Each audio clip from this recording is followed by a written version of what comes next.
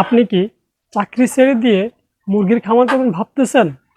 যদি এমনটা ভেবে থাকেন তাহলে ভিডিওটি আপনার জন্য।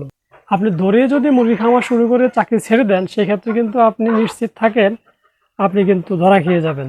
আপনি যদি একদম প্রথম অবস্থায় নতুন করে শুরু করেন সেক্ষেত্রে আমি বলবো আপনি চাকরির পাশাপাশি মুরগি খামার শুরু করেন, ছোট পরিসরে করেন। দেন আপনি যখন ধীরে ধীরে ধীরে ধীরে আপনি খামারটাও পরিচালনা করতেছেন, ঠিক আছে, খামারটা করতে করতে আপনি অনেক অভিজ্ঞতা হয়ে গেছেন, আপনার একটা মার্কেট তৈরি করে ফেলছেন, একটা ফেস ভ্যালু হয়ে গেছে, আপনার কাছে প্রচুর পরিমাণ মানুষ আসতেছে, মুরগি নিচ্ছে, বা আপনি বাজারেও মুরগি সেল দিতে পারতেছেন। যদি দেখেন যে না এই মুহূর্তে আপনারা চাকরি করা সম্ভব না, খামারটা টিকাতে হলে বা আপনার চাকরি ছেড়ে দিয়ে খামারটাতে সময় দিলে আপনি বেনিফিট বেশি হবে, সেক্ষেত্রে আমি বলবো আপনি তখন গিয়ে চাকরিটা ছাড়বেন।